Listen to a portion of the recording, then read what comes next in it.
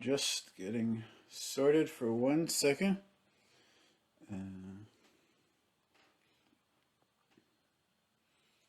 Okay.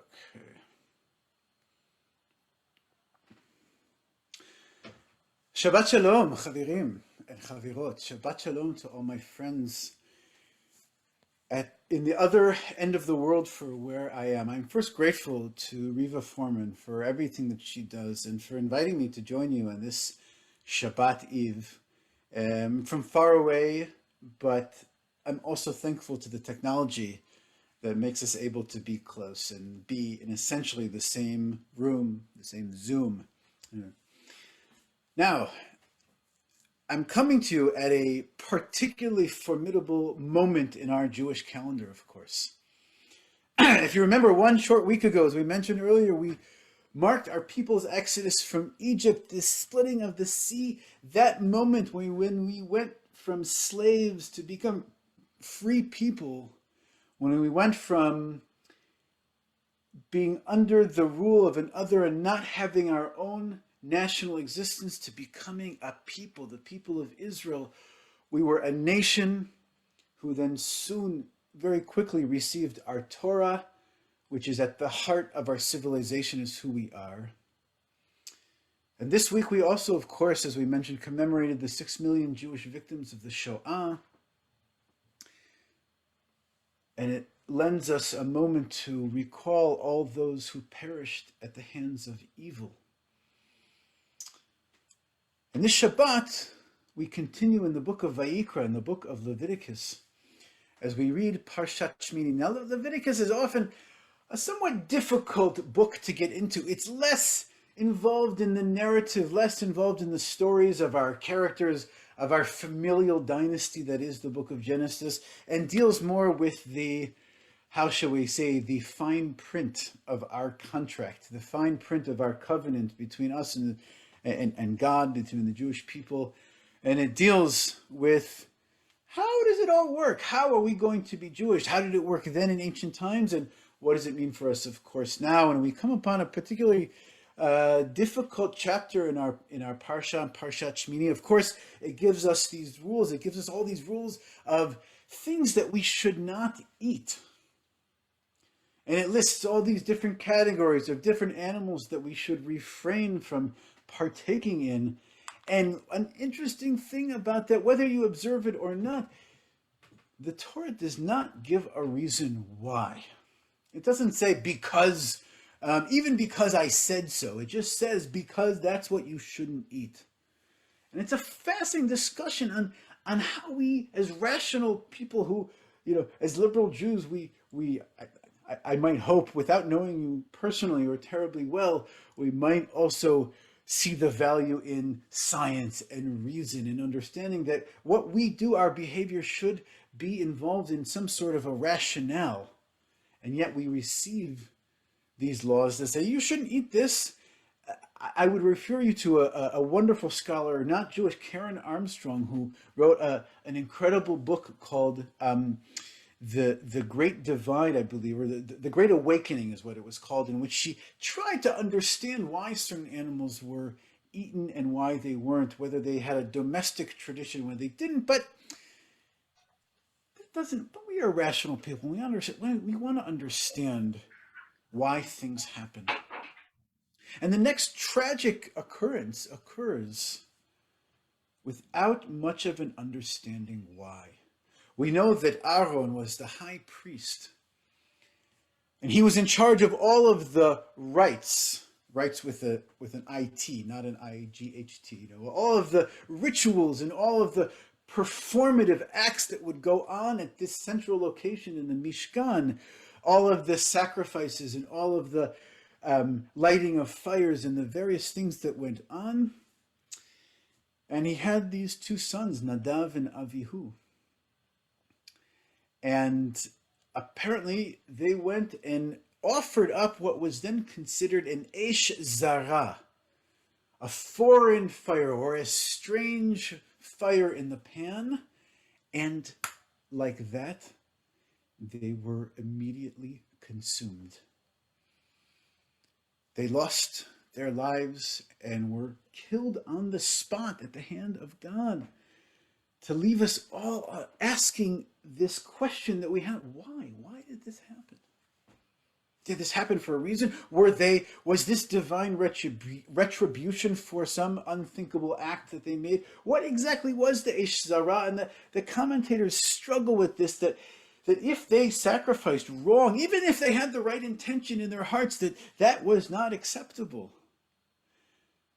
And as liberal Jews, I find it a very, very difficult, because there was no pure reason.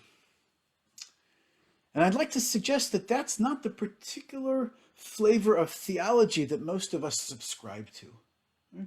We don't say that God works in that way, that everything I do is a direct recourse or some sort of reward and punishment for our actions.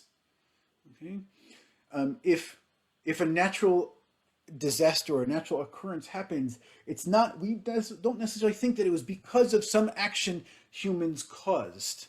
And that can lead us on a very dangerous, I think, spiral leading to certain conclusions, like a hurricane occurred because of someone's behavior, or we were being punished for something that we did.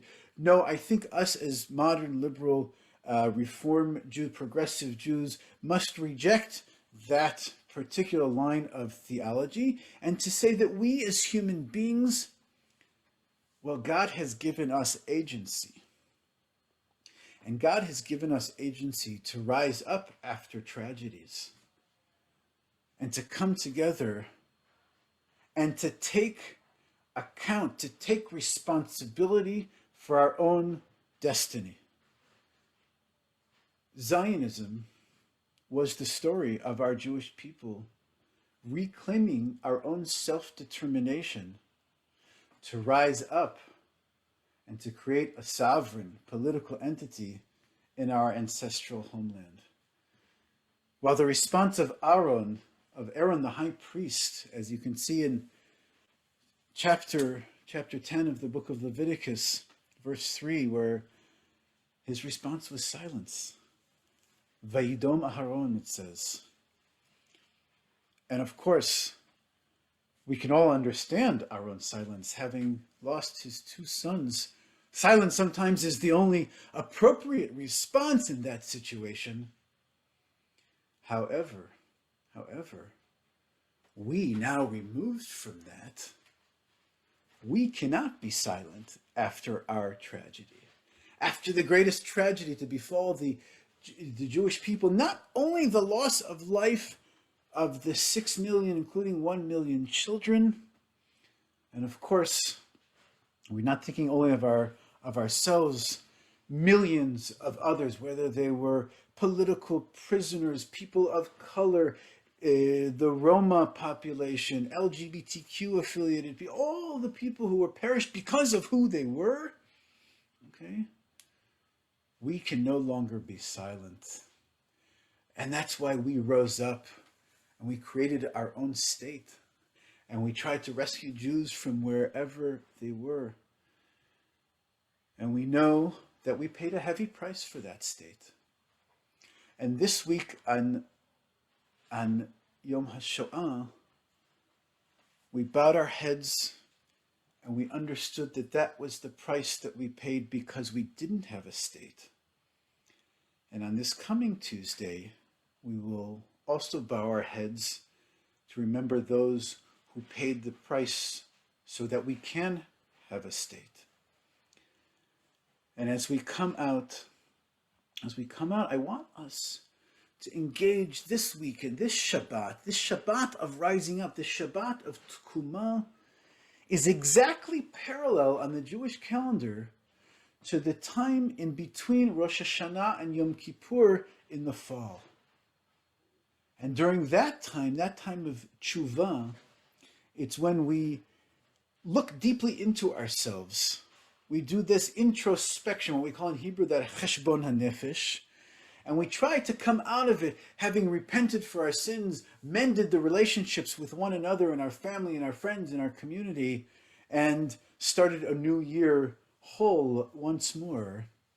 I want to suggest that 6 months later, the parallel story, that in between these two national days, these two where we look at the greatest catastrophe and the greatest climax, that we offer a similar introspection, but not on a personal level, on a national and a collective level. Where are we today as a Jewish people? How are we dealing with our power? How are we asking the question of what it means to be Jewish? And how are we relating to the other who may be powerless? Those three questions have to be the standard-bearing questions of our time for how we judge our successes and how we offer a mark or a grade for our performance and our success. The fact that we have power is nothing short of miraculous, but what we do with that power must be judged with a very strict moral and ethical code. Being Jewish should not be something that we take for granted, but be something that we should continue to reinvent and reimagine as we move forward with the onset of modernity and the challenges that it brings. And of course, when we look out at those who are to this day still oppressed, still in enslavement, and still fighting for basic rights, for humanity, to come out of poverty, to be recognized as people, that's our responsibility here. So instead of being silent, let's revisit that verse from Song of Songs where it says, Hashmi'ini et kolech ki kolech naveh ki kolech naveh. Let me hear your voice, for your voice is sweet. And then let's celebrate all that we have accomplished. Let us who live outside the state of Israel rejoice in her many contributions to Jewish life in the world and all that we have derived from and given to that state. And this year, let us commit ourselves to building new connections, learning from one another's experience, and strengthening the state of Israel and the Jewish communities around the world so that we can live and work as one Jewish people and as one movement. Shabbat Shalom.